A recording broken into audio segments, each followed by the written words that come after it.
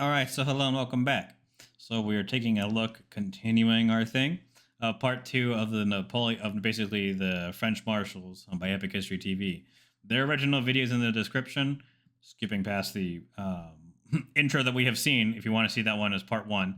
Otherwise, we're going to get right into this. Thank you for my Patreons listed above. If you want to become a Patreon, the link is in the description, and you can go check out all the benefits of doing so. Other than that, let's get to it. So far, we've met Marshals Perignon, Brune, Serrurier, Kellerman, Grouchy, Moncey, Poniatowski, and Jourdan.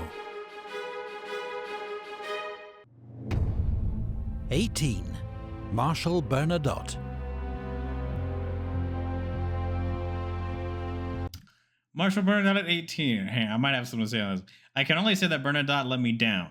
I can accuse him of ingratitude, but not of treason. Marshal Bernadotte, fun fact, is the king of Sweden, or will become the king of Sweden, and his bloodline is still on the royal throne of Sweden. So, and he's also the one that devised the plan to kick Napoleon's ass. But I can see why he would be 18 as a marshal, because he didn't get a lot of experience at least I don't remember. So. Bernadotte enlisted in the French Royal Army aged 17 and proved a model soldier, rising to become the senior non-commissioned officer in his regiment in just 10 years.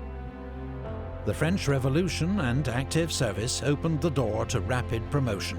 He was made an officer, and thanks to exemplary leadership and courage, rose in rank from captain to general of division in a single year. Not even Oh my God! Napoleon rose through the ranks as quickly. Yeah, not even Napoleon would rise through the ranks as quickly. I buy that 100%. So for 10 years, he became basically an NCO, top NCO. Then the revolution came, so he could actually become an officer. And look, major in February, and then 2 months later, in April, he becomes a colonel. June. And next month, he becomes general brigade. So June, July, October, a month and a half later, 2 months, he becomes general division. That is an insane meteoric rise in an officership. That is unheard of. I don't think I've ever seen something like that. He particularly distinguished himself at Fleurus, leading an attack that helped secure Jourdan's famous victory. As a professional soldier and ex-sergeant major, Bernadotte insisted on the highest standards of discipline and conduct from his men. He even fought a duel with his own chief of staff, whom he accused of taking a bribe. In 1797, Bernadotte was transferred to Italy, where he served under Napoleon's command for the first time. By this stage, both men had brilliant reputations, but despite a good first meeting, a clash of styles and jealous rivalry soon emerged between them. What's more, Bernadotte had immediately got on the wrong side of the future Marshal Berthier, Napoleon's chief of staff, by arresting one of his friends for insubordination. In 1798, Bernadotte married Napoleon's ex-fiancée, Désirée Clary. Her sister Julie was married to Napoleon's brother, Joseph, meaning Bernadotte was now family. But when Napoleon asked Bernadotte to support his coup of 18 Brumaire, he refused, though he did not actively oppose it. Napoleon suspected Bernadotte of conspiring against. Well, he didn't actively. Basically, he's like, I'm not going to support you doing this, but I'm not actively going to do anything to stop you. Against him, but the Clary sisters helped to keep the peace. Throughout this period, Bernadotte held key posts as Minister of War in 1799, Commander of the Army of the West in 1800, and Governor of Hanover in 1804. So it seems like him and Napoleon really were two big egos fighting each other. And again, he got into it, Marshal Berthier, and when you get into Marshal Berthier sidelined you with paperwork. So I can see why his relationship with Napoleon was not exactly the best, and why he would, go become Sweden and take that route, because he wasn't going to go a lot higher, at least for Napoleon. But proving highly effective in each role. That year, Napoleon made Bernadotte a Marshal, and he commanded First Corps at the Battle of Austerlitz, playing a relatively minor part in the Emperor's great victory. Nevertheless, he was rewarded with the title Prince of Pontecorvo. But his relationship with Napoleon remained difficult.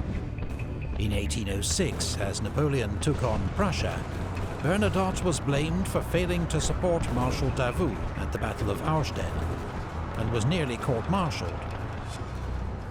Though Bernadotte partly redeemed himself with a vigorous pursuit of the beaten Prussians. The next year, he missed the Battle of Eylau after his orders were intercepted by the Russians, and a gunshot wound to the neck meant he also missed the Battle of Friedland, with command of First Corps passing to General Victor. When war resumed with Austria in 1809, Bernadotte was given command of the 9th Saxon Corps. On the evening of the first day at the gigantic Battle of Wagram, his troops were in heavy fighting with the Austrians. But dressed in white, like the Austrians, they came under devastating friendly fire, panicked and routed. And that's why you wear brightly colored uniforms in this time period that aren't the same as your enemy. Why French wear blue and the British wear red, so they know who to shoot at. The next morning, Bernadotte pulled his men back without orders, and when they later retreated again, he and the Emperor exchanged sharp words on the battlefield. Bernadotte then issued a proclamation to the Saxons praising their conduct and outraging Napoleon. And I remember this. On the 5th day of July, 8,000 of you had pierced the center of the enemy army, moved to Wagram in spite of the efforts of 40,000 supported by 50 cannon. You fought until midday and bivouacked in the middle of Austrian fire on the 6th. On the break of the day, you restarted the fight with the same perseverance in the middle of the ravages of the enemy artillery. Your living columns had remained motionless as brass. Great Napoleon has seen your dedication. He counts on you as among his bravest men. Saxons, a fortune soldier, is to fulfill his duties. You have worthily made yours. Signed, Bernadotte, Marshal of the Empire, commanding 9th Corps. Bernadotte was sent in semi-disgrace to the Dutch coast to oversee the defeat of a major British landing at Walcheren. But another triumphant proclamation, effectively publicizing the strength of his forces, further infuriated Napoleon.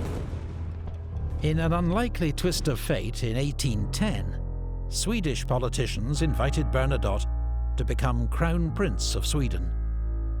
The current king was old and childless, and Bernadotte was a proven general and administrator, member of the French imperial family, and well regarded by Swedish army officers, who remembered his fair treatment of Swedish prisoners 3 years earlier in Pomerania.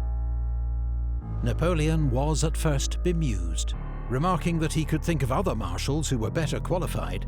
There probably were other marshals better qualified, but this dude was liked by the army officers of Sweden because he had treated them pretty fairly in Pomerania when he captured them. But he did give his assent, even when Bernadotte made it clear that as Crown Prince he would pursue Swedish interests.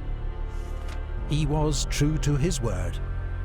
3 years later, with Napoleon on the ropes after his disastrous invasion of Russia, Crown Prince Bernadotte brought Sweden into the 6th Coalition and declared war on France. With his insider knowledge, he helped the Allies to devise the Trachenberg Plan, a strategy for defeating Napoleon in Germany by avoiding battle with Napoleon himself and targeting only his marshals.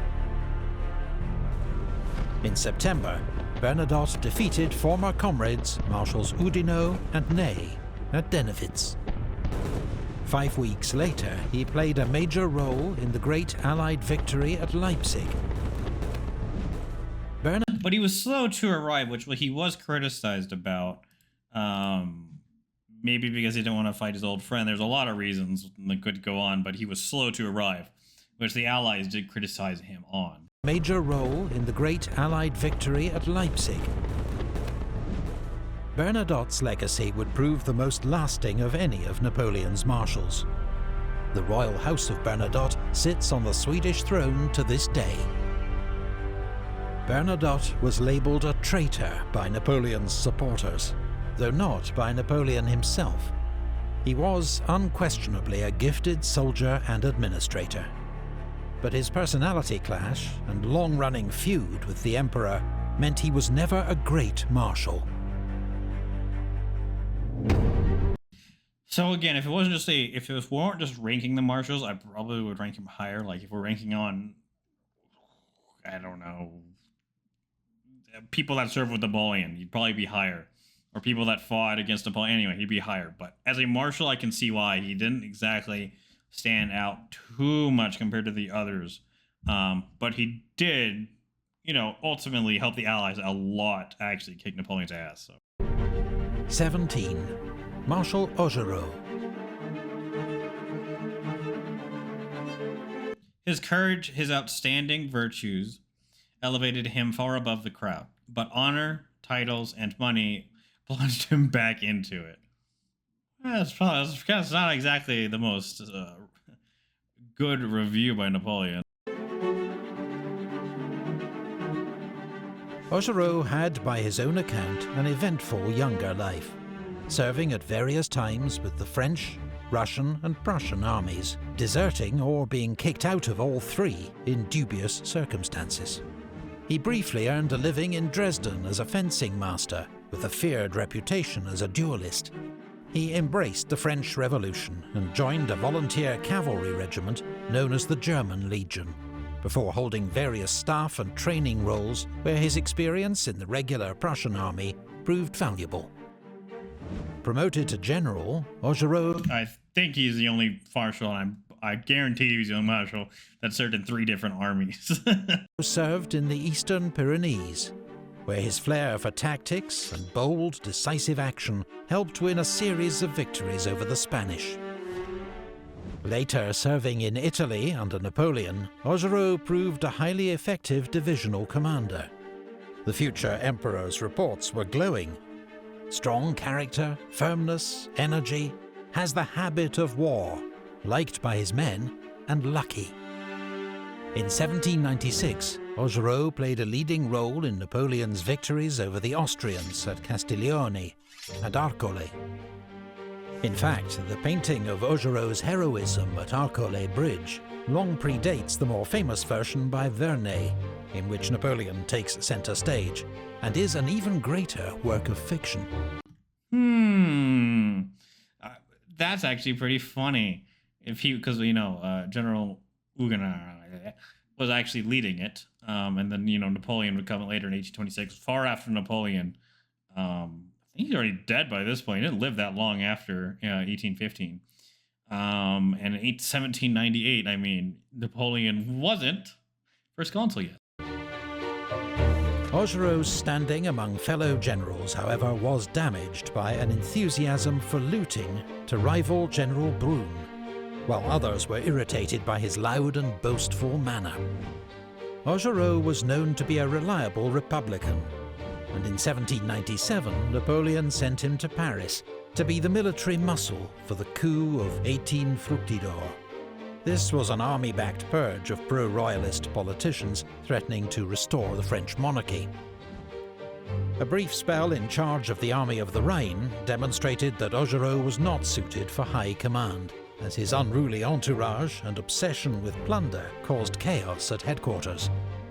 As a Republican, Augereau initially opposed Napoleon's seizure of political power, but soon sensed which way the wind was blowing and pledged support. Created a marshal in 1804, status, wealth and declining health served to mellow Augereau's behaviour. He commanded 7th Corps in the 1805 campaign, but was held in reserve and missed the great battles of Ulm and Austerlitz. The following year, he was in the thick of the fighting at Jena, leading 7th Corps against the Prussian southern flank. At Eylau in 1807, Augereau was so ill he had to be strapped to his horse, but led 7th Corps into battle in terrible winter conditions. Now, to give the man credit, even if he was still strapped to his horse, he still went with his men. Ordered to advance, his corps lost its way in a blizzard, was mown down by Russian guns, charged and virtually destroyed. Augereau himself was hit and crushed under his own horse. He returned to France to recover, but was never the same again. His energy and zeal were gone. During Napoleon's war in Spain, he was sent to replace Saint-Cyr as commander of the Army of Catalonia. He completed the grim 7-month siege of Girona, but was soon replaced by MacDonald for his lackluster performance. In 1812, Augereau commanded depots and reinforcements in the rear, as the Grande Armée marched to its destruction in Russia. However, at Leipzig he was briefly back to his best, inspiring his small corps of conscripts to fight for several key villages in the south in the face of relentless Austrian attack. In 1814, Napoleon gave Augereau command of the Army of the Rhone, but he surrendered Lyon without a fight, and on news of Napoleon's abdication, denounced his former emperor as a man who, having sacrificed millions of victims to his cruel ambitions, has not known how to die like a soldier. When Napoleon returned from exile in 1815, Augereau proclaimed his loyalty once more, but the emperor... Oh my God. A man who, having sacrificed millions of victims to his cruel ambition, has little known how to die like a soldier. He told that about Napoleon, and he surrendered Lyons. And then he goes and joins Napoleon and be like, oh, please let me back in. He's a scumbag. Is the easiest and most polite way I can put that. Cockroach. How to die like a soldier. When Napoleon returned from exile in 1815, Augereau proclaimed his loyalty once more, but the emperor was not interested. Augereau was stripped of his baton and died the next year. Supposedly a Republican that goes to support Napoleon, supposedly still not loyal to the man. Anyway, fair enough ranking at 17. 16. Marshal Lefebvre.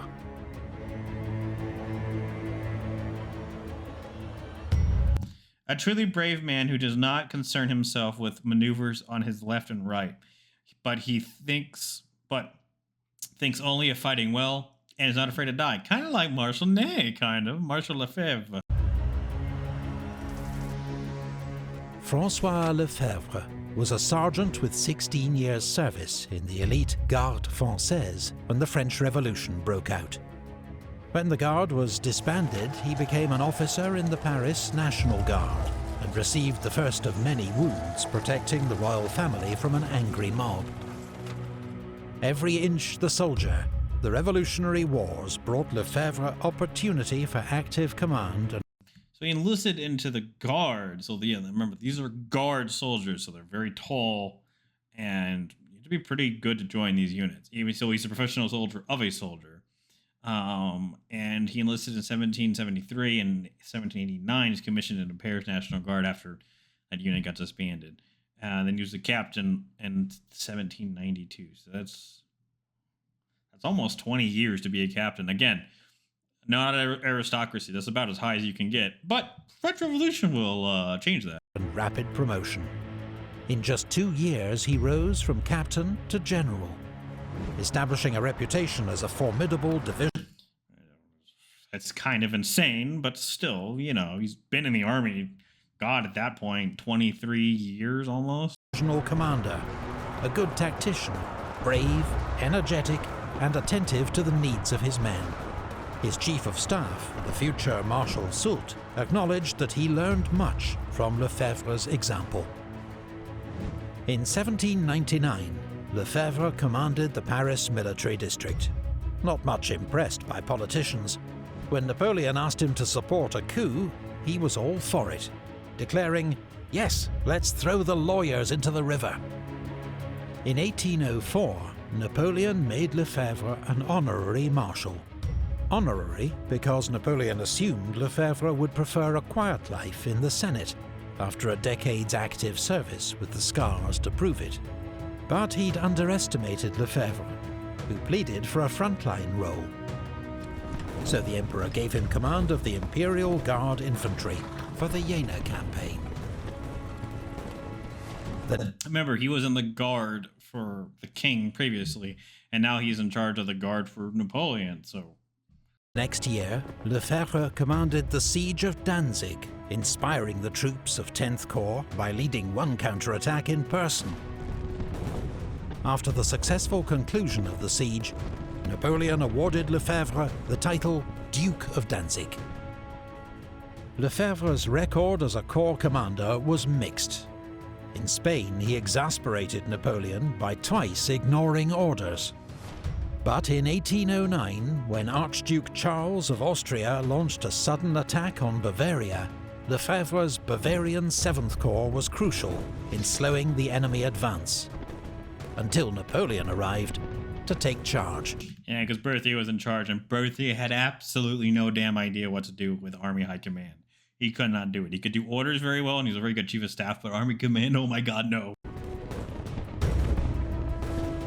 He was then given the difficult task of suppressing a popular revolt in the Tyrol, led by Andreas Hofer, which he achieved despite some early setbacks.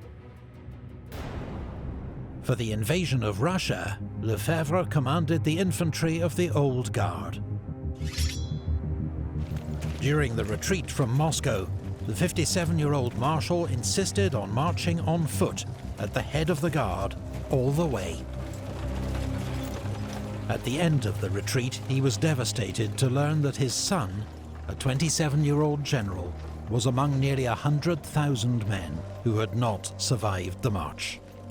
He had... Give the man credit. He's almost damn near 60 and is leading the Guard on foot to inspire them. Been Lefebvre's last surviving child, of 14. Oh my god, 14 kids all die. Again, this is the age where that can happen. You can have 14 kids, 7 will die of disease before they get to the age of 5, right? That is still staggering. After a year recovering from exhaustion and grief, Lefebvre returned to lead the Old Guard one last time in the defense of France. I give the man credit too. If you're defending the Battle of France, again, in my opinion, Napoleon's one of his masterstrokes, if not his own best masterstroke. And he's leading the Guard to defend his country one last time. And was in heavy fighting at Montmiral and Montereau. But in April 1814, he was one of the marshals who confronted Napoleon with the reality of his position and forced him to abdicate. Lefebvre and his wife, an ex-washerwoman turned duchess, were famous for their lack of airs and graces, for honest, blunt speech, and for always helping out old comrades. When a friend commented on Lefebvre's wealth and titles, the Marshal invited him into the courtyard. "I'll have 10 shots at you with a musket at 30 paces, he told him. "If I miss, the whole estate is yours." When the friend declined, Lefebvre added, "I had 1,000 bullets fired at me from closer before I got all this." Lefebvre was too exhausted to take an active role in the Waterloo campaign, though he accepted a role as a senator under Napoleon, which led to a brief period in disgrace when the Bourbons returned. His rank and honours were restored to him a year before his death in 1820. I'll say, I mean, again, as a marshal, he didn't do amazing. As leading the Imperial Guard, he did very well, and he did inspire them, and always led by the front. So, give him props. 15. Marshal Mortier. The three best of my generals were Davout, Soult, and Bessières. Mortier was the most feeble. Not amazing. Edouard Mortier was from a prosperous middle-class background in northern France. When the French Revolution began in 1789, he volunteered for the National Guard, a new middle-class militia charged with preserving order and defending against counter-revolution. When war broke out with France's neighbours, Mortier's unit was sent to the front. Standing 6'4", Mortier was conspicuous for his height and bravery, being wounded twice and winning praise from his commander, the future Marshal Lefebvre. In 1799, Mortier fought under General Massena's command at the Second Battle of Zurich, helping to defeat the Russians and winning promotion to the rank of General of Division. Mortier then spent 3 years commanding the Paris military district.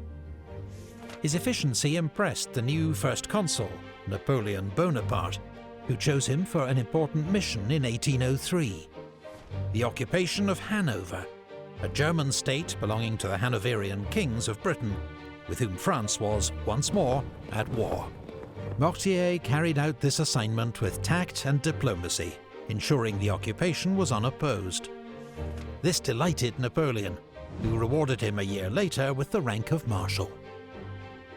Following Napoleon's victory over the Austrians at Ulm in 1805, Mortier and his new 8th Corps led the pursuit of the retreating Russians, but became encircled by a much larger force at Durenstein.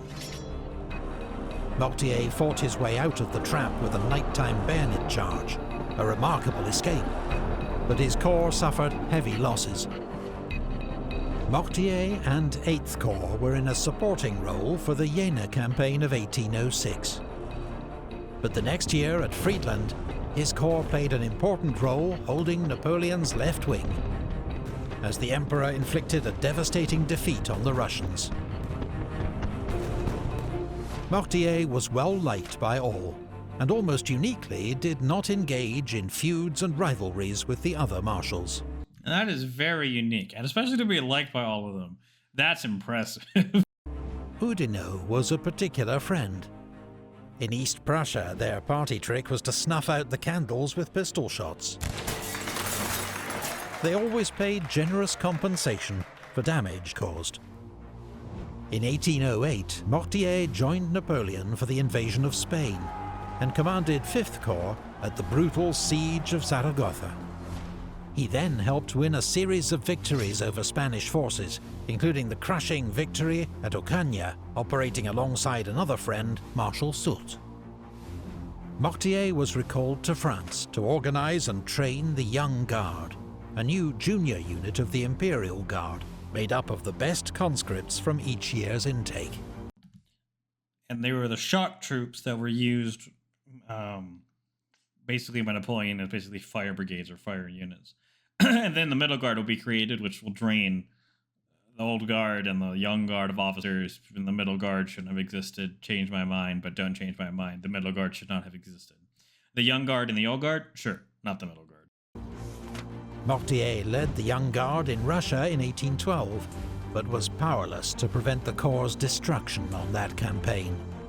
First through exhaustion and disease on the march to Moscow, then on the retreat, where his surviving troops were effectively sacrificed to hold open the road at Krasny and allow the army's escape.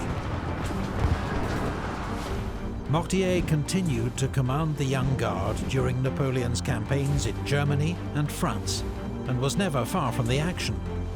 At Lutzen, he was trapped under his wounded horse, was in heavy fighting at Leipzig, and had his hat shot through outside Paris. So he was the commander of the Young Guard of the Imperial Guard, and the previous marshal was in charge of the Old Guard. So the two guard commanders are actually rated next to each other, which I find fascinating. In 1814, the final defense of the French capital fell to troops under Mortier and Marmont, with support from Marshal Moncey's National Guard. Mortier told his men, "We have not enough troops to resist their large armies for long, but today, more than ever before, we are fighting for our honor." A very good quote. When Napoleon returned from exile in 1815, he wanted Mortier to resume his customary role at the head of the Young Guard, but a severe attack of sciatica prevented him joining the Emperor at Waterloo. Sciatica. Let me look that up. Okay, so it's like lower back pain through the leg kind of thing with Jigger going on. prevented him joining the Emperor at Waterloo. Napoleon never regarded Mortier as suitable for major independent command, but his loyalty and conduct were always beyond reproach. He went on to serve the restored monarchy as ambassador to Russia and briefly Minister for War. In 1835, he was riding beside King Louis-Philippe in a public parade when an assassin opened fire with a homemade multi-barreled gun. The king received a minor wound, but Marshal Mortier and 17 others were killed. Wow. Yeah. I said, damn, that's a lot of people to kill an assassination attempt of the king. 14. Marshal Marmont. I was betrayed by Marmont, who I would call my son, my child, my creation. Vanity was his undoing. Oh boy. Marmont, like Napoleon, was a trained artillery officer and met the future emperor for the first time at the Siege of Toulon, where Napoleon made his name. That is where Napoleon, yeah, so wow, they knew each other for a long time.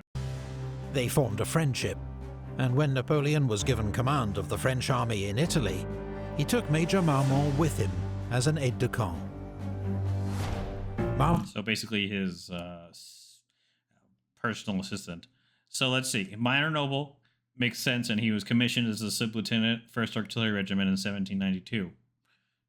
That makes sense. Marmont distinguished himself at several of Napoleon's early victories in Italy, and was commanding his own artillery regiment by the age of 23. As part of Napoleon's inner circle, Marmont accompanied him on his expedition to Egypt in 1798, fighting in the battles of Alexandria and the Pyramids. Naturally, he backed Napoleon's coup of 18 Brumaire, as Napoleon overthrew the Directory and made himself first consul of France. 6 months later, Napoleon led an army over the Alps into Italy. It was his artillery commander, General Marmont, who figured out how to get the cannon through the mountain passes. Which is damn hard to do. It's kind of like our Knox, for our General Knox for us Americans. Using man-hauled sledges. At the ensuing Battle of Marengo, Marmont's skilled handling of the artillery helped Napoleon to win a decisive victory over the Second Coalition.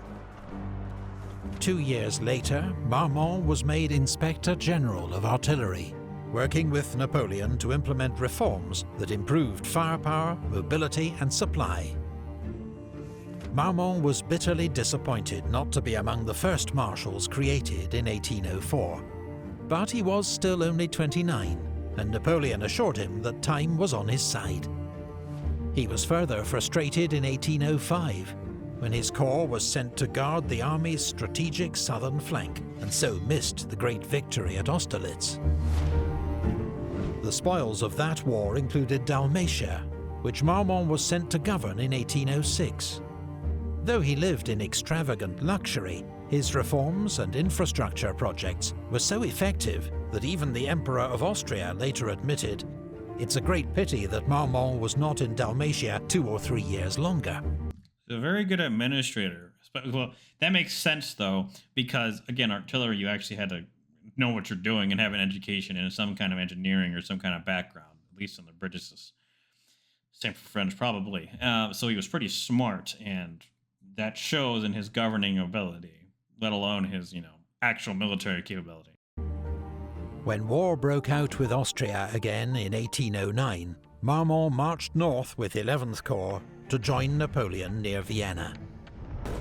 But at the Great Battle of Wagram, his troops remained in reserve, while the other corps were engaged in ferocious fighting. At last, an opportunity to prove himself came, as Napoleon ordered him to pursue the retreating Austrians. But reckless overenthusiasm nearly led to disaster at Znaim.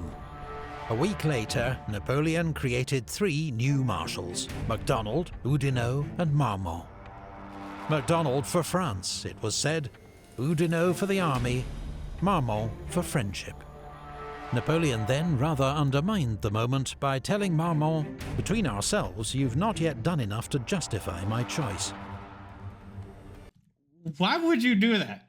Like, that's like being like, I'm going to give you this. And then on the side be like, you didn't actually earn it, but I'm giving it to you. Probably shouldn't have said that. Probably would have leads Marmont down his path. His big chance came in 1811, when he was sent to Spain to replace Marshal Massena. But after a promising start, and some bold manoeuvring against the British on the Douro River, he stumbled into disaster at Salamanca. Marmont himself was an early casualty of the battle, badly wounded by a shell burst and carried from the field, as Wellington routed his army. And then his second also got decked, if I'm not mistaken, so... After convalescing in France, Marmont was back with the... I wouldn't necessarily blame the whole thing on him for the Battle of Salamanca, especially because he got wounded and he couldn't adapt or change it, but he did get himself into that position, so he's like at least half to blame. Grande Armée in 1813, as Napoleon battled to save his empire. He commanded 6th Corps throughout the campaign in Germany, fighting at Lützen, Bautzen and Dresden. At Leipzig, he held the northern sector with skill and determination, making Blücher's Prussians pay a high price for the village of Möckern. Yeah, and this fight up here, this was vitally important. So this man does have skill to hold on this, especially this northern part, especially because he has to keep falling back and basically buy time for Napoleon to do what he needs to do in the south. Marmont played an important role in Napoleon's 1814 defense of France, shadowing Blücher's movements along the Marne River and guarding the road to Paris. But by now he was showing signs of exhaustion and disillusion. At the Battle of Laon, he allowed his corps to be surprised by the enemy, with heavy loss. Napoleon's stinging criticism may have been the moment that ended Marmont's loyalty. He was the senior marshal in Paris when the Allies attacked on the 30th of March. After a day's fighting and facing inevitable defeat, he negotiated the city's surrender. 5 days later, with Napoleon at Fontainebleau still planning to march on Paris, Marmont marched his corps over to the Allied lines and surrendered. Napoleon was shocked at this betrayal by... And that action right there very more than likely caused the abdication of Napoleon in favor of his son to not go through.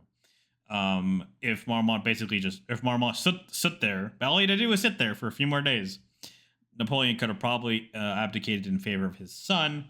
Whether his son could have really held on to the throne is a different matter entirely. At this betrayal by one of his oldest comrades. He'd already been persuaded that he must try to abdicate in favor of his 3-year-old son. Now he accepted that he must abdicate without conditions. Whether Marmont acted to save lives, out of self-interest or spite, or a combination of all three, remains the subject of heated debate. We do know that he was well rewarded by the restored Bourbon king, and never forgiven by Bonaparte loyalists. As military commander of Paris in 1830, Marmont could not prevent the next revolution and had to flee France. He spent the rest of his life in exile, becoming tutor while he was in Vienna to Napoleon's son, the Duke of Reichstadt. When he dies of tuberculosis at 21. Wow, that's funny though. He would actually educate his son, even though he caused Napoleon so much grief. He was the last of Napoleon's marshals to die, in Venice in 1852.